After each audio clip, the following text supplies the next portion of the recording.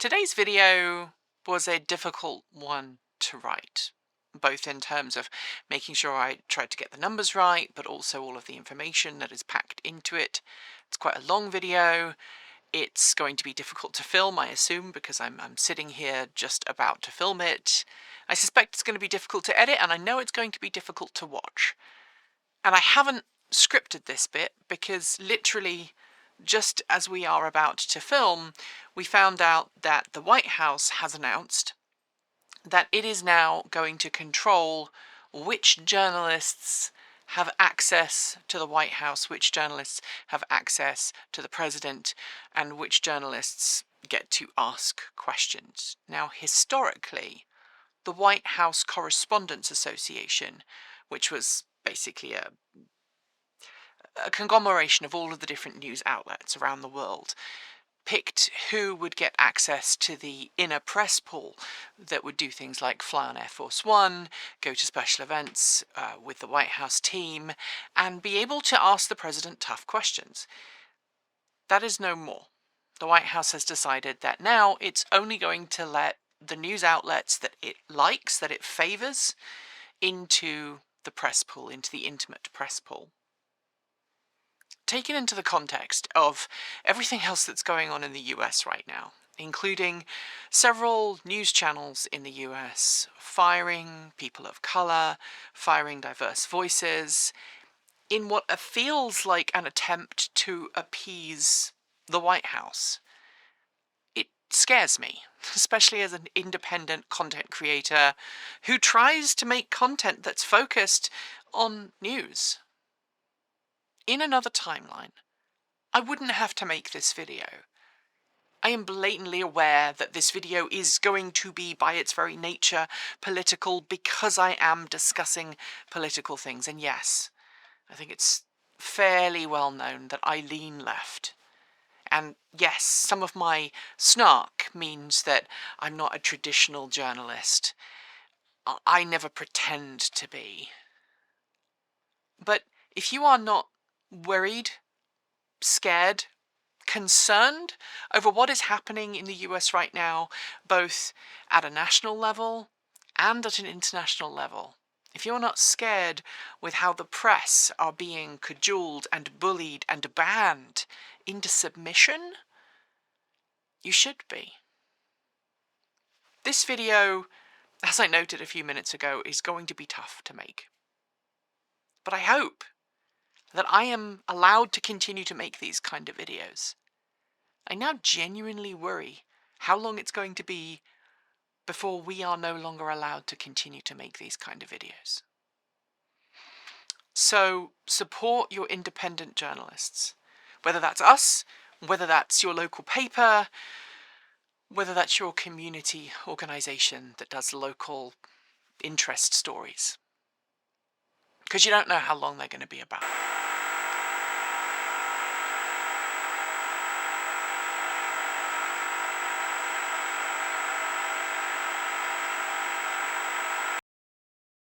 It is no secret that the current resident of 1600 Pennsylvania Avenue is a fan of fossil fuels.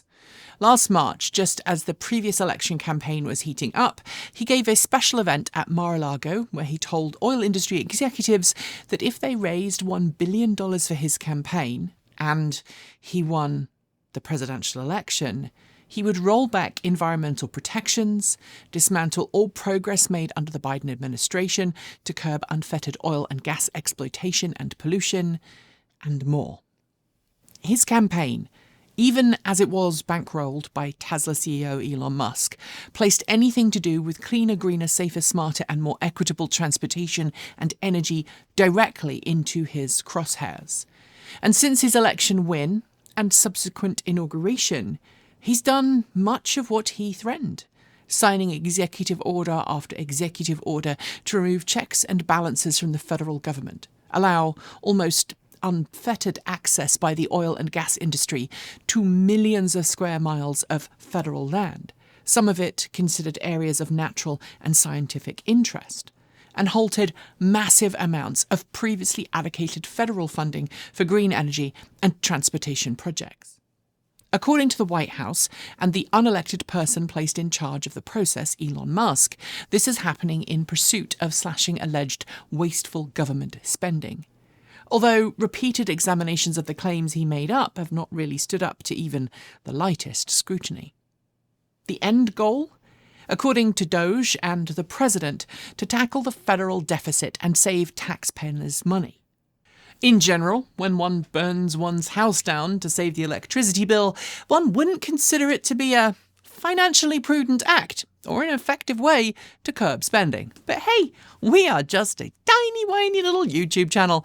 We clearly wouldn't know as much as the person who fired a bunch of IT folks and then couldn't work out how to stop the hacked network TVs in departments streaming insults about his boss or his feet. So why then has the US GSA, or General Services Administration, announced that it will be selling off all electric vehicles added to the US fleet and simultaneously ripping out more than 8,000 charging stations at federal buildings across the US. I'll give you a hint. It's not about money. It's about pettiness.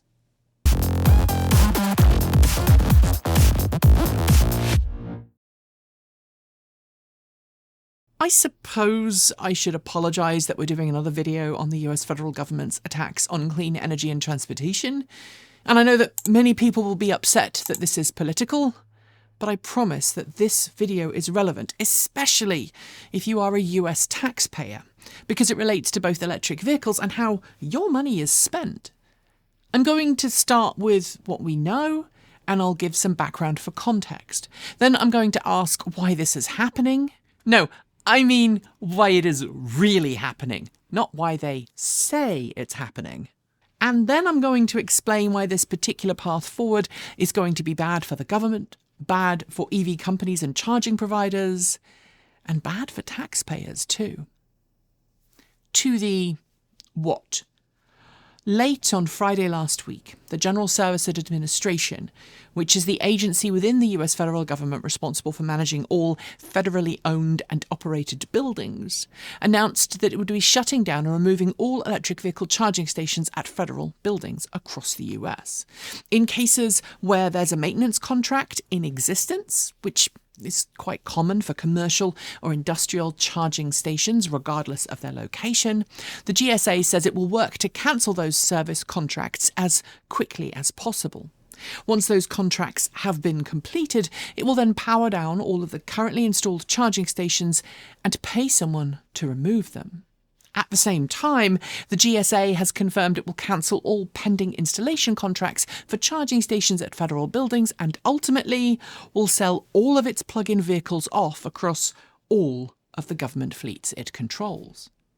In an email from the GSA that's been leaked to the press, the agency explains its logic for the move thusly, stating, quote, "As GSA has worked to align with the current administration, we have received direction that all GSA-owned charging stations are not mission critical."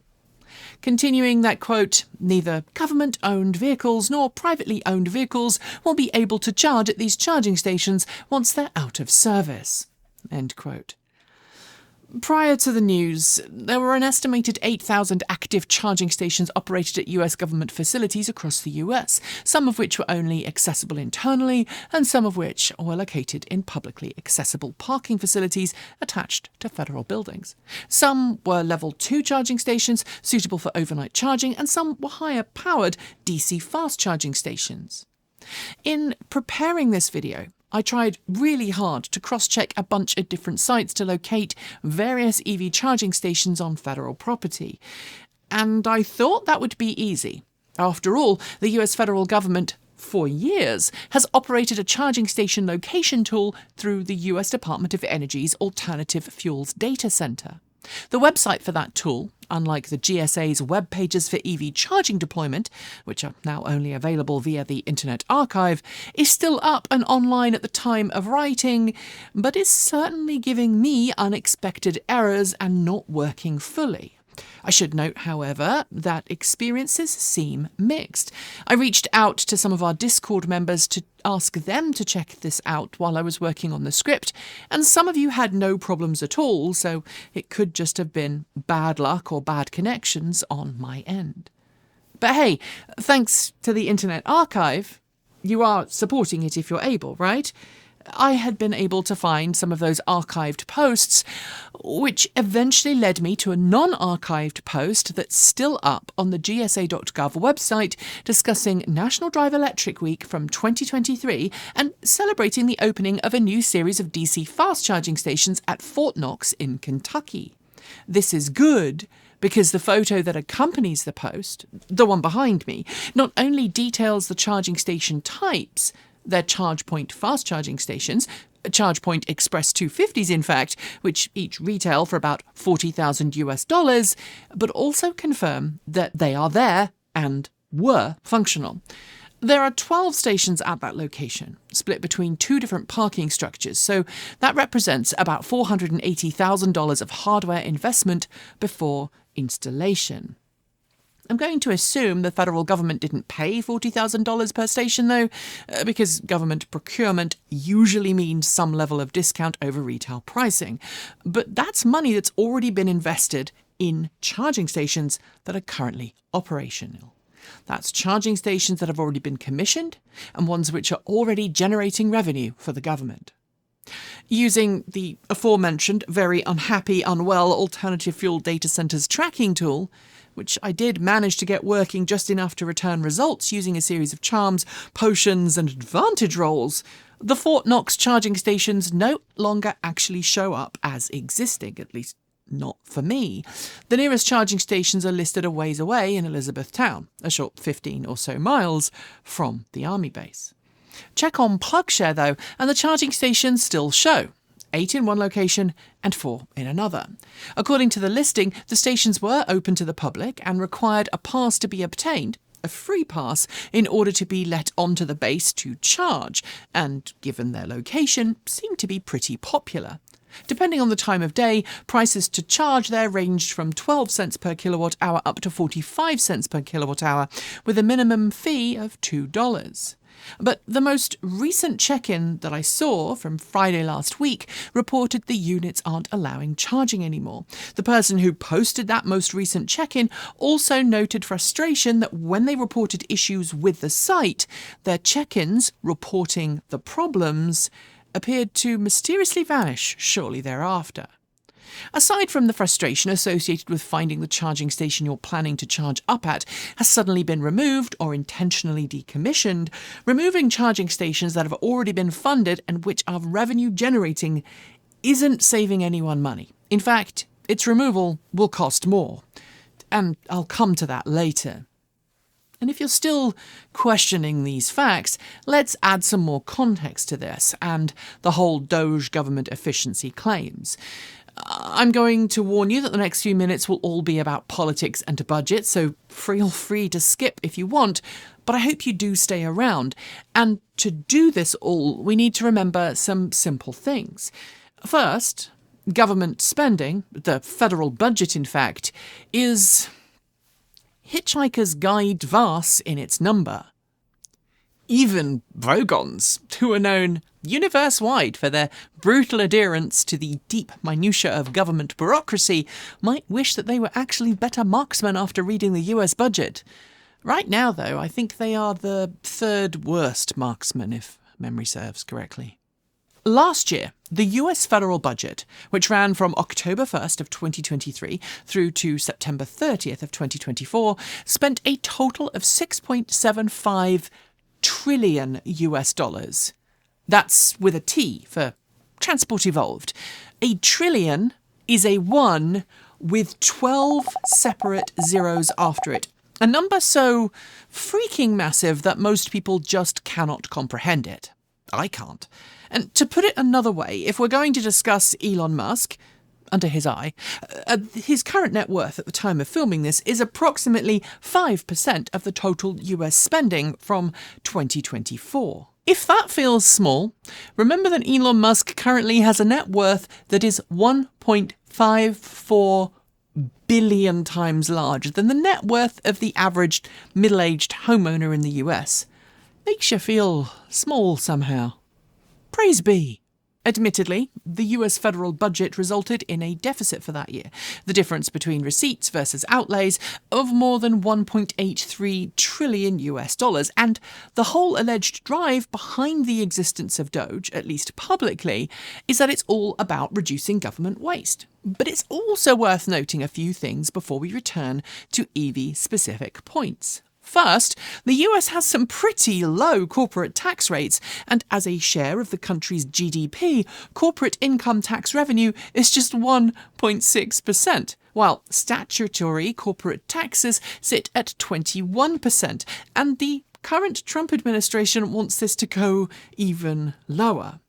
As the Peter G. Peterson Foundation notes on its website, the current statutory corporate tax rate in the US, which is 1/2 of what it was back in the 1950s, combined with the share of net business income represented by pass-through entities, something which changes tax liability dramatically, has played a massive role in helping the US budget deficit grow rather than shrink. In fact, individuals paid nearly 4.5 times more income tax last year than corporations did, and of those individuals, of course, the wealthiest in society paid the least, something Donald Trump wants to extend.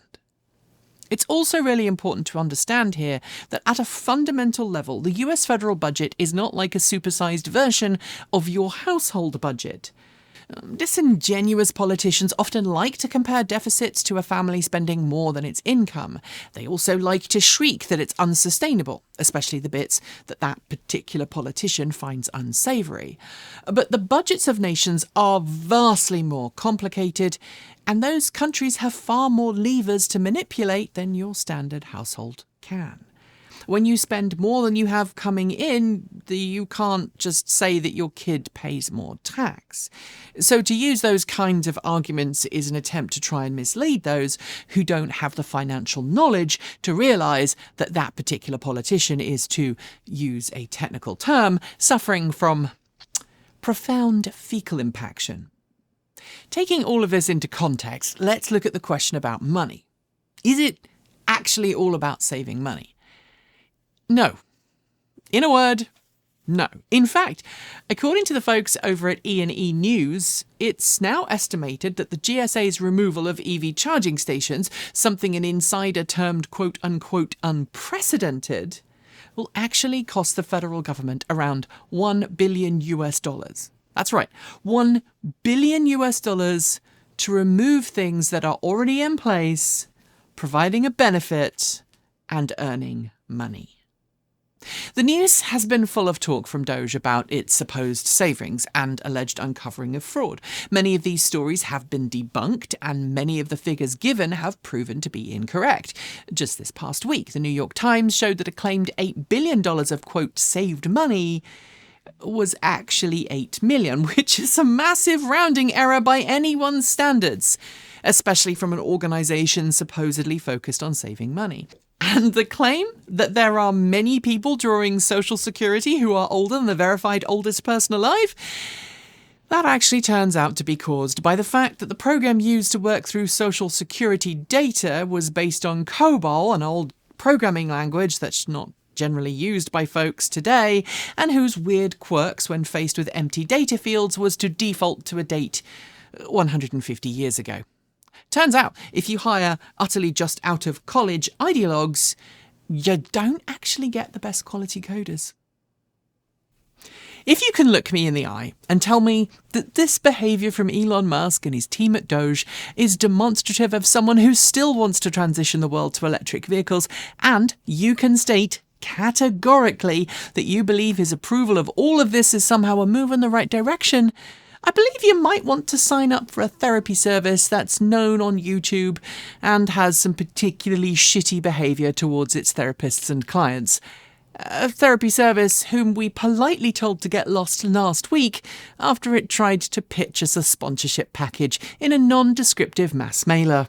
In the context of all of the money trying to be saved by Doge, and look, I am all for saving money if it's actually provably saving money, You might think that turning off EV charging stations maybe might save money from electricity not used to charge cars, but I am sure most of the people watching this know that that's not the case. Electric vehicles are a lot cheaper to run than gasoline-powered vehicles, and that's before we even look at the societal benefits associated with turning a predominantly fossil-fueled fleet into a predominantly electric one. Lest I be accused of fudging the figures, though, let's look to NREL for some data. That's NREL as in the National Renewable Energy Laboratory, a US government-funded research laboratory that's been researching and documenting the transition to cleaner vehicles and sources of energy for a really long time. Its scientists are some of the best in the business, and NREL's work is lauded at an international level. It's probably also not going to exist for much longer. An NREL study from 2020 showed that on average, private citizens could save as much as $14,500 on fuel costs if they switched to an EV. A study by NREL from 2023 shows that plug-in vehicles combined with two-way charging stations can result in improved grid resilience and reduced downtime. And a more resilient electrical grid results in fewer hours lost due to power cuts, more productivity, and less financial loss to society due to spoiled food, spoiled medicine, and any other spoiled, normally refrigerated products. Of course, I could go on, but I won't. NREL and other government research bodies in the US have made it abundantly clear that transitioning to electric vehicles has financial, societal, and health benefits well beyond the individual, or in this case, the government that encourages them. In fact, 2 years ago, we covered the massive number of purely health benefits that EVs provide. We'll link to it in the down below. From obvious things like a reduction in chronic and sometimes life-threatening respiratory tract issues like asthma and COPD, through to much more subtle shifts, the benefits are obvious. There's also the massive climate change implications we haven't even mentioned yet. Transportation is a huge driver of anthropogenic climate change, and electrifying our fleet is a significant part of our work to make it likely that humans will get to live on more of the planet for longer. So intentionally going backwards from electric to gasoline comes with huge long-term societal costs, alongside throwing away the money that I've already highlighted as previously spent. Because look, a company never writes off the cost of something in 1 year. It writes off the cost over the lifetime of the thing that's being purchased. These charging stations have an inherent value. They will continue to have a value for the lifetime that they are in place and operational. But I have a feeling they will be ripped out in a pretty unceremonious way, which might not only make them useless long term, but effectively waste any inherent value they had left in them. So if this is not happening because of financial concerns, why is it happening? Honestly, I hope you'd forgotten about that question during my verbose exposition, but I'm afraid, based on what I can tell, and based on what we know about the president and Donald Trump, it's about vendettas. Revenge. On the campaign trail, Donald Trump did what many politicians do. He blamed the person in charge whose job he wanted. He set a narrative in motion that explicitly called into question everything that was done by his predecessor, and set aside a need to undo every last thing upon entering into the White House. Authoritarian populism in politics does that. It doesn't focus on policies. It focuses on sound bites. It focuses on creating enemies of the people, of the state, and doing everything possible to penalise and demean those enemies, even if the things being used to create those enemies are built on paper-thin logic and half-truths. Electric vehicles, right now, are a bogeyman, despite Elon Musk's governmental involvement. And while you might think Elon Musk has a lot of money to gain from EVs being supported by the current administration, I want to remind you it is nothing compared to the potential contracts that SpaceX can secure. Just this week, SpaceX was awarded a massive new government contract to deploy up to 4,000 new Starlink terminals to help the FAA, quote-unquote, fix its communication issues.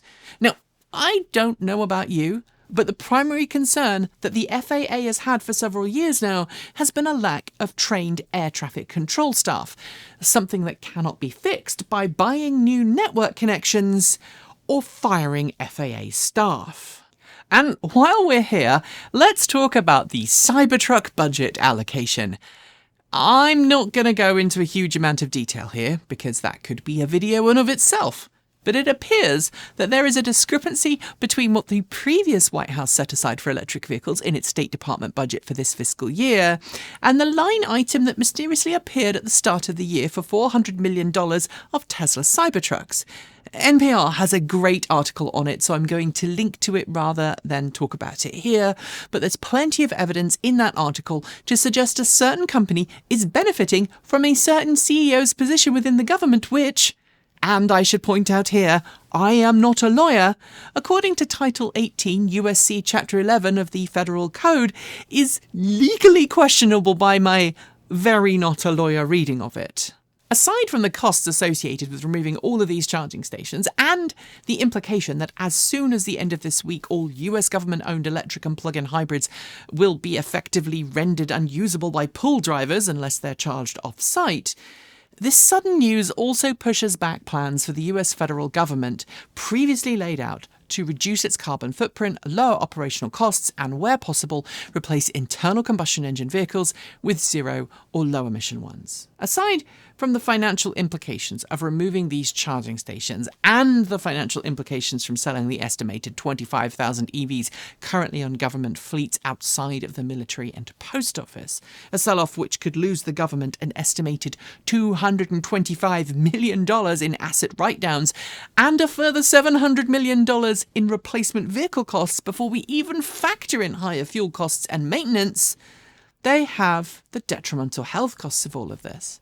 This is hard to put into figures, but the American Lung Association states that transitioning 100% of the US's transportation fleet to zero-emission vehicles and transitioning its electrical grid to zero-emission electricity between now and 2030 would save 110,000 lives from pollution-related deaths. It would also save the nation $1.2 trillion in healthcare costs and would save 13.4 million lost workdays due to air pollution. Now, if you are looking for savings, they seem like the smart place to start. The only folks who are actually going to benefit from this all? Well, aside from the limited numbers of people who will buy these former governmental EVs on government auction sites for an absolute steal, getting massive discounts off the MSRP on nearly new vehicles in the process, the ones who will actually benefit the most will be the fossil fuel companies who, just a year ago, were told to donate bigly. Automakers, some at least, will also get new contracts for government supply. But everyone else? They're going to lose out, from EV charging providers to regular EV drivers. Usually, I would finish a video like this with a call to action, a section on what you can do. But I am going to assume that if you've got this far in the video, you have heard it all before. Get active, get mad, make your voices heard, hold elected officials accountable, get arrested if you need to, and if you are so inclined, run for office. Because we are out of time, and the emergency is happening now. The only folks who will save us is us, you and I. And everyone else who wants a cleaner, greener, safer, smarter, and more equitable future. Standing up to bullies, and not giving them an inch. Honestly, that is starting to feel like all we've got left. Journalists, they're totally dishonest, it's all lies, and they know it's lies. Thanks for joining us today, and if you've got thoughts, make sure you leave them in our Discord chat room, on our Patreon page, down below, or you can reach out to us on Mastodon or Blue Sky. Thanks to the amazing list of people scrolling by on your screen right now. They're part of the massive community of supporters who make this channel possible, helping us through Patreon and YouTube, covering our bills, paying our team, and helping us to remain 100% independent. If you'd like to join them and see your name listed here, just follow the links below. We've got options available across a wide range of different price points from $1.50 US a month.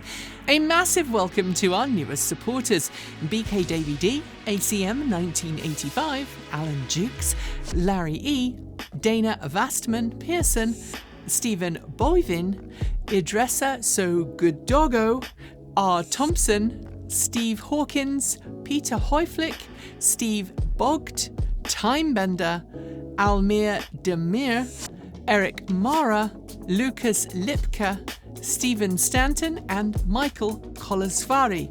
Plus a special shout out to Andrew Miner, who missed our shout out when we switched systems. Sorry, Andrew. To join the list and get your shout out, become a paid Patreon member for your moment of fame, and either I or Kate reading your name out badly.